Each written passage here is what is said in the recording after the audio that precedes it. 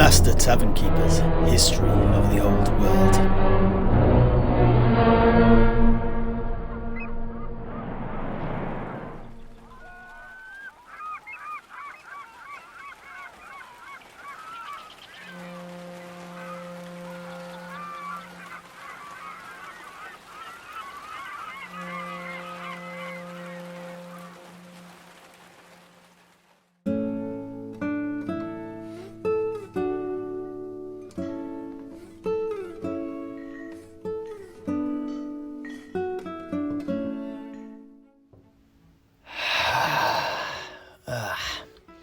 I think I might have to shift back to the ale. This era rack is going straight to my head. Whew. Yeah, even your cheeks are flushed, Master Tavern Keeper. Ah, well, that's not good. For there surely is no better indicator than that, to take it easy. Instead of, rotting my faculties any further, let us get into Abdul ben Raschid, ben Musad, ben Osman, son of the Shifting Sands, lord of the Malaluk Desert, and the wandering great sheik of lost Bel Aliad. Oh, yeah, the city destroyed by Arkan the Black. If everyone recalls, my comrade, Vendel, had dealings with a vampire from that very city, one of the ancient high priests of something called the Cult of Mordig, and one of the few that had escaped the first destruction of Bel Aliad. Ah, yes, so you said. This Abdul ben Raschid too was a survivor of the destruction of the city. Oh, yeah. And then I look forward to hearing more about him. But before you begin, Master Tavern Keeper, although I am aware of the Bel Aliad in a broad sense, one place I did not recognize just now was the name the Malaluk Desert. What, or perhaps rather I should say, where is that? Ah, well, that is the desert region just to the north of Bel Aliad, due west along the coast from Zandri. But it's nothing to concern ourselves with too much right now, though, for we shall talk more of the city of Bel Aliad in due course. With regards the tale of Abdul ben Raschid, it is sufficient to say that he was born in the city some time before Bel Aliad was destroyed by Arkan the Black, exactly 1,149 years before the start of the imperial calendar. In the raising of the city by Arkan, his father, the great war leader, Sheikh Raschid ben Musad, was killed, leaving the young Abdul ben Raschid as his last living heir. He was taken to the city of Kar-Sabah by his father's retainers and closest personal bodyguards to his noble relatives therein, and duly welcomed into the Sultanate as a fellow noble and warrior of the desert. Here, he eventually followed in his father's footsteps and became a great sheik in his own right. But the destruction of his birthplace by the undead hordes of Arkan the Black had left an indelible mark on Abdul ben Raschid. And perhaps the legacy of the great ghoul of the city of Bel Aliad too played into this? Excuse me, the what? Oh, yeah. Vendel related to me that his vampiric associate had told him of the god that they had worshipped in their younger days in Bel Aliad.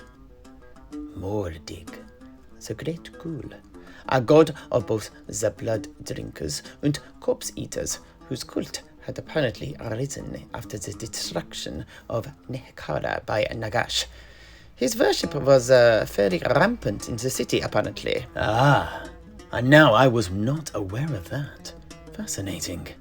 And, if anything, this also gives further evidence that the path Abdul ben Raschid would walk was one that was already paved and signposted for him. We really must get your friend Vendel in here for a chat. Anyway, as one of the sheiks of Kar-Sabah, Abdul ben Raschid's role was to protect the city from the various menaces that surrounded it, be they ape men, skaven, forest goblins, or lizardmen from the south, or the greater threat, the undead of the desert from the east and north. And in this, he was both ferocious and excelled. In one such skirmish against the undead, he defeated and wiped out a follower, a lowly acolyte, if you like, of Nagash himself and his accompanying warband of revenants. They burnt the bodies of the fallen undead, as was expected and most prudent. The desiccated skeletons, clad in bronze armour, were soon turned into ash, but the bodies of the newly dead, shambling victims of the warband from the nomadic tribes of the desert, burnt more slowly, acrid fumes spiralling off each as the flames consumed them in turn. In the aftermath, Abdul inspected the charcoaled mass, his eyes keen for any twitching limbs or lambent lights. But as he did so, he noticed that amongst the remains of the leader of the undead, although he himself was almost burnt beyond recognition, there remained archaic scrolls and ancient trinkets. Abdul was intrigued and quickly retrieved them. He was surprised to see them completely unmarked by the fire. Without thinking, he secreted them away upon his person until he could be alone and study them at his leisure, away from prying eyes, thinking that, perhaps, upon these scrolls, there lay a way to defeat the undead menace once and for all. However, instead, here began a lifelong obsession with the works of necromancy that would eventually go against the very noble aims that he began with. After poring over the manuscripts he had recovered, he suddenly left Khazar, leaving his position as a great sheikh, and travelled east, out of Araby, through the shifting sands, and into the land once called Nehekhara. Here he found what he sought. Thousands upon thousands of necropolises, still standing, encompassing every conceivable shape and size, but each a crumbling echo of the once great Tomb Kings, and each atop a tomb city filled with the unquiet dead, standing guard over the secrets that they bore behind chagrin skeletal grins. On those dark nights, he saw the corpses of the dead stir from their slumber, eternally bound in a dance of death, fated to replay the roles that they had endured in life, grimly repeating over and over and over without end. And, like the capstones to their very tombs, lording over all from within their eternal pyramids, the awoken aristocracy of ancient Nehekhara sat upon gilded thrones, still clinging to faded grandeur, dreaming of ancient glories and ambitions, and buoyed upon numberless corpses at their feet. Abdul, too, saw the armies of the dead march to war on the orders of their lich lieges, sometimes against the other kings of the land of the dead, at other times to attack the Arabians or other humans that had unwisely chosen to live too close.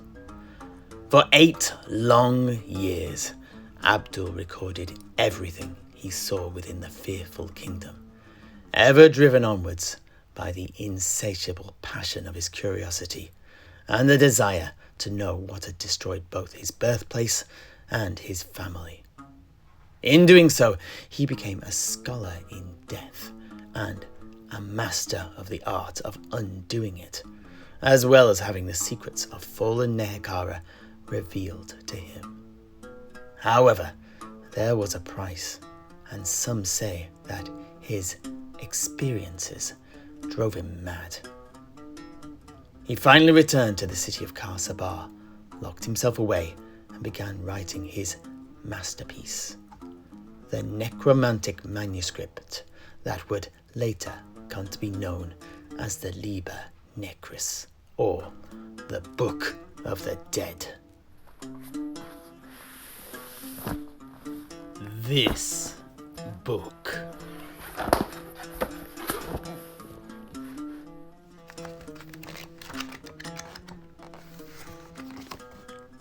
In that dread desert, beneath the moon's pale gaze, dead men walk. They haunt the shifting dunes of the breathless, windless night, brandishing weapons of bronze in mocking challenge and bitter resentment of the life they no longer possess. And sometimes, in ghastly, dry voices, like the rustling of sun-baked reeds, they whisper the one word they remember from life. The name of the one who cursed them to their existence. More than death, but less than life. They whisper the name Nagash. However, I dare not read you any more than this. Yeah, Master Tavern Keeper. Please, I beg of you, read us no more, lest you curse us all. Don't be so superstitious. It's simply knowledge. That, in of itself, is not dangerous. 'Tis only the hearts of evil men that can make knowledge a force of darkness. Would you not agree, Sedrik? I'm not sure I do. The acquisition of such knowledge and the legacy of such experience leaves a mark on the bearer, whether they like it or not. Such things can warp the greatest of souls into the vilest of reprobates, don't you know? Bah, humbug. Let us agree to disagree. But don't worry, Heinrich, none shall I let read this book. Let us continue with the story of its author, though. Within the pages of the book, Abdul quilled all that a mortal could be capable of learning about the foul art of necromancy. But rather than creating a malleus necris, a hammer against the undead, he unwittingly, or perhaps wittingly, instead effectively wrote a guide to the art of necromancy, a Liber Necris. He did not live to see his mistake come to terrible fruition, though.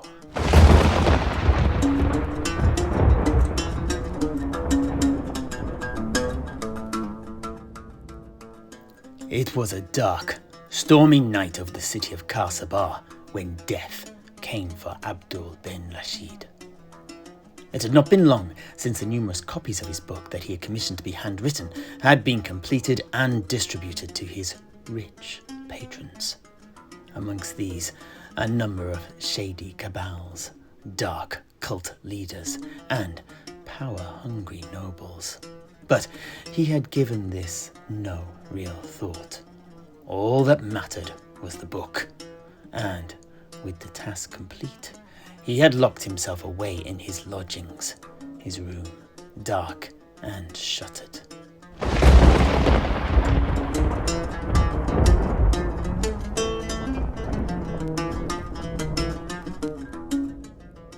Then came the sounds of a struggle, and then the pleading. His servants were hammering at his door by this time, but they could not gain ingress. The very wood of the door itself seemingly impervious to their fists and shoulder barges.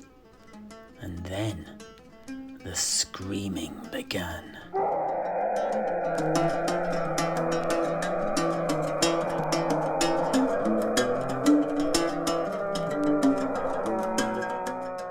And then a muffled silence.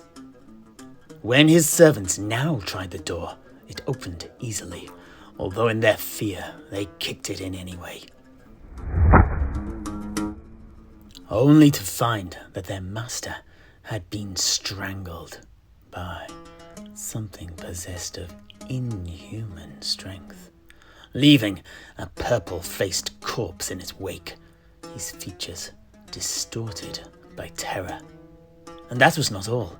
In the later reports to the Caliph of Khar himself, it was said that the body was so cold to the touch, even hours later, as the desert temperatures soared outside, that it burnt the hands of the officials who attempted to carry it out of his lodgings.